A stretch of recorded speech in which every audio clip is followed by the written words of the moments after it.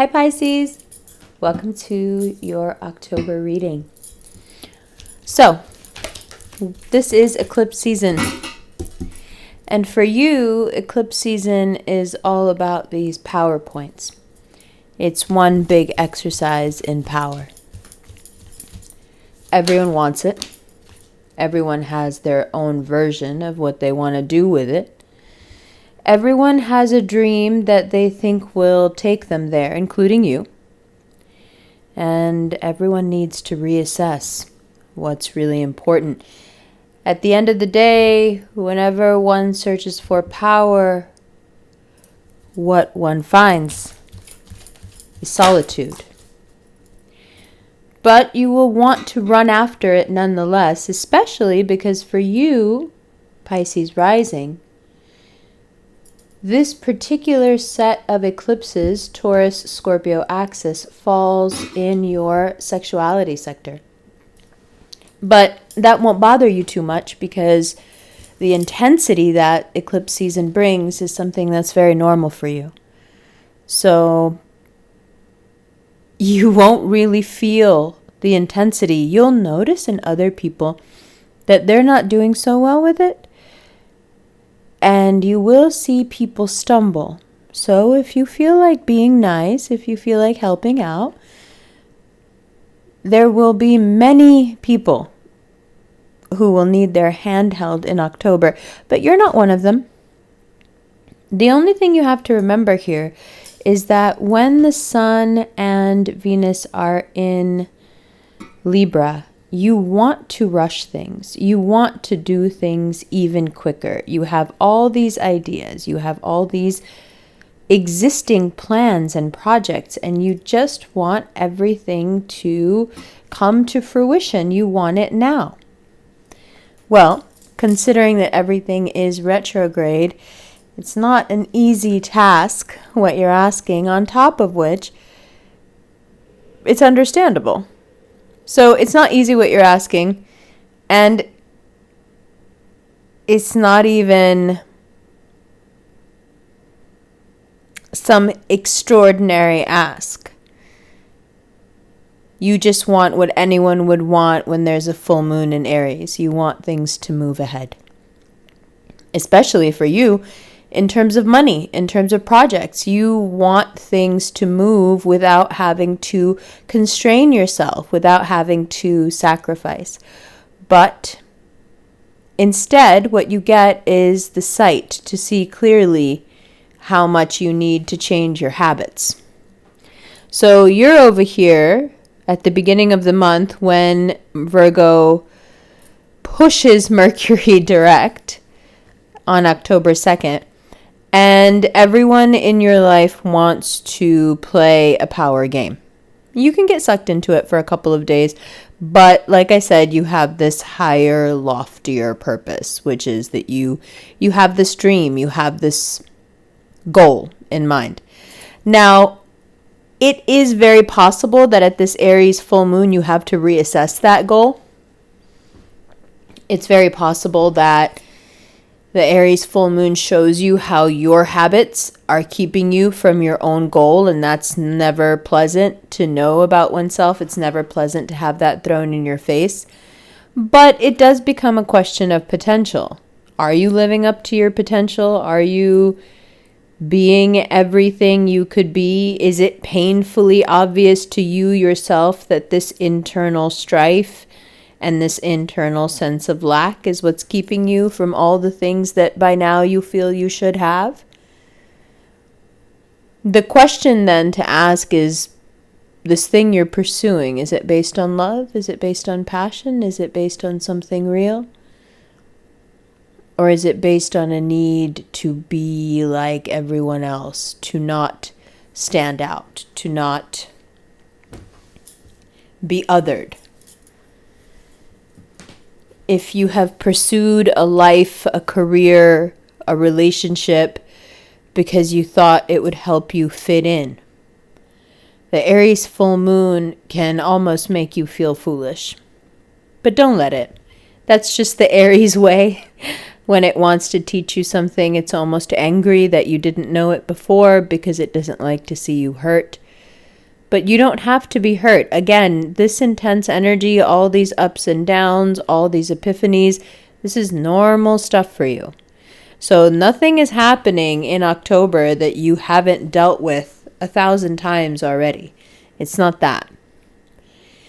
It's that the Sun and Venus in Libra, and then as of the 11th, Mercury in Libra, along with the Sun and Venus, the messages can get a little bit sharp. It's all stuff you need to hear. It's all stuff you need to know, especially about your habits.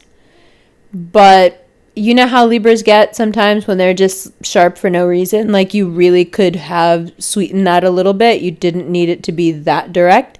That. It's a preference. It's really not a terrible quality, but some people can't tolerate it. Some people can't be around it. It's too harsh for them. It's too abrasive. And that shows up very strong here. You have that Libra energy this month, and you're not afraid to use it. But you're not very good at taking it. So when other people act this way with you, when these realizations come in, when these truths about your habits and how they're holding you back from your larger goals download, it's not easy. It may even feel a little personal. It may hurt your feelings a little bit, but only because you know it's true. Okay? You can also feel a little bit of envy or jealousy regarding career, regarding work. It could be something from the past, someone you know got something you wanted, etc., etc. Just let it go. I heard something the other day that I thought was so profound, so simple, but so profound, that envy is just an indicator. It's just showing you a direction in which you really want to go, in which you haven't gone yet, or you think for some reason you can't go. But if you were to use it as simply that, as simply a signpost to show you what you really do want, and therefore very much crave when others have it, then that can become actually a way to use something extremely detrimental in a helpful way, in a positive way. So if you feel some hurt, envy, longing from the past, some yearning, after the 11th, it becomes difficult to hold on to it without feeling foolish. It's time to let it go. And all the time you'll save, not focusing on that, you can focus on your money. Again, focus on your habits. Focus on what mindset you get into when you start spending money. What are the lies you tell yourself? What are the limits that you set for yourself and then you break? What are the rules you make for yourself and then you try to get around? And what's at the heart of it? What ultimately is it that pushes you to do things against your own self-interest? And what is that soothing in the moment that is so important? Why? Why is that soothing in the moment so important? Now I can give you there's myriad reasons why. But for your specific life, you know the answer to it. And these are the larger questions. And this is the larger question of October for you. These whys are really important. And you know how Scorpio loves a why. You know how Scorpio energy loves to dive deep. As of the 24th, the Sun, Venus, moving into Scorpio on the 30th, Mercury will follow. So all the feeling, all the knowing, all the deep down knowing, and the ability to communicate it, by the 30th, it's all there in Scorpio. But before we get there, we have this new moon solar eclipse that for you can seem like a tower moment. There are elements here of showing you how your lack of discipline can lead to pretty catastrophic results if you don't get a handle on them. And if you can't get a handle on them, at least figuring out why is really important.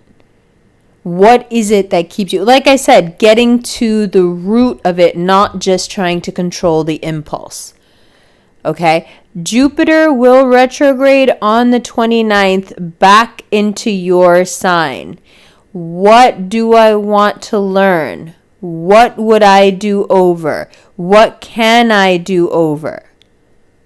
And as you're thinking about these things, a new someone can walk into your life, a new someone that is very much your type.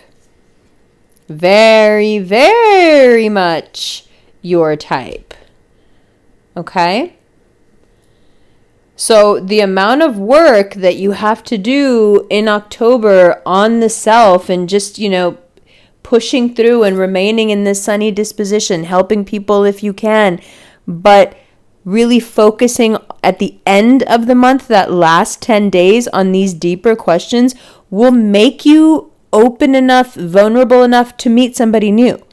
What are the answers to these questions? What do I want to learn?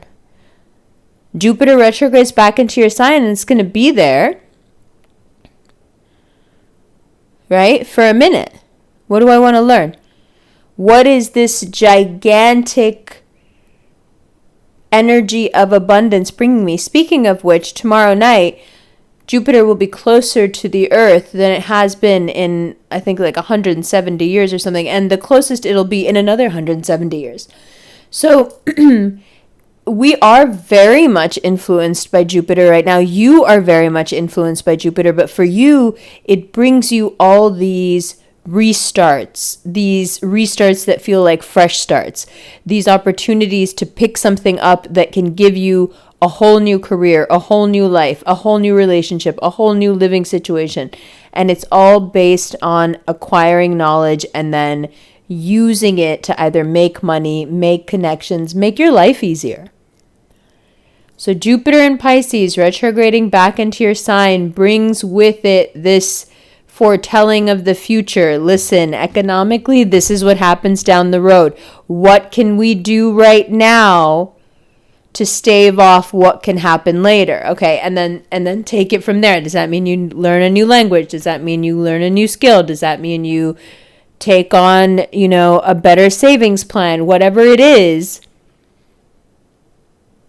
when you're dancing with this Jupiter in retrograde energy, when you're not fighting against it, then what would I do over isn't such a difficult emotional question. It becomes kind of a practical question, right? And that's where we want to keep things. We want to keep things as practical as possible because on the 30th, Mars will go turn retrograde in Gemini, and Mars will be in Gemini for 7 months.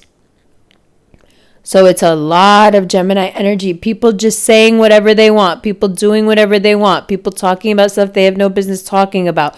People bringing things up that they absolutely know they shouldn't. Or don't realize that they shouldn't. It's just all the words. It's all the people putting their foot in their mouth. And in the midst of all this, you can be thinking of something completely different. No one knows how to handle what they're feeling or how to say it during Mars retrograde. Meanwhile, you're kind of fine with all that. You don't need to express yourself that way. Instead, you're catching the bug with Mars and Gemini. You want to move. You want to move around. You don't want to, you be honest. Be honest about your need for space. How much space do you actually need? Because if you need space, you need to go get it. Because when Jupiter retrogrades back into your sign, you're not going to be able to hold back on that anymore. You're going to want space. And if you feel claustrophobic, if you feel tied in, if you feel like that your decisions have hedged you in, this is the perfect time to break free.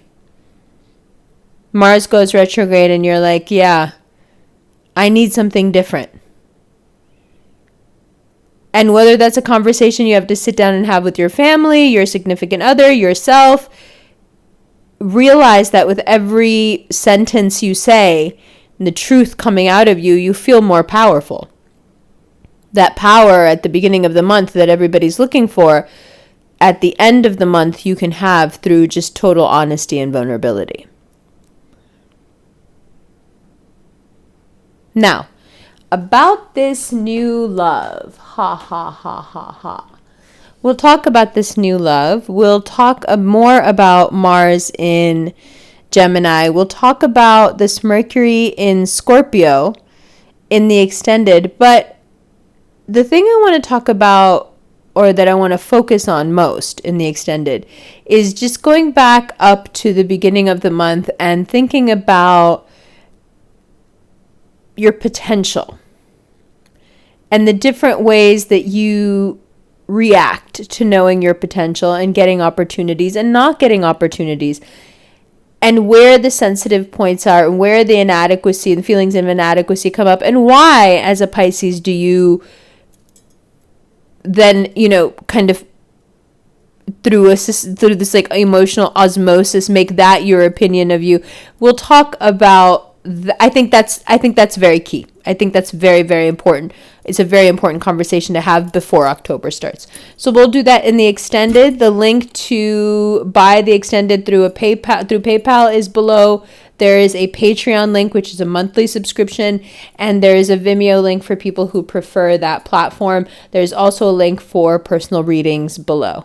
Love you, love you. We're getting into the extended right now.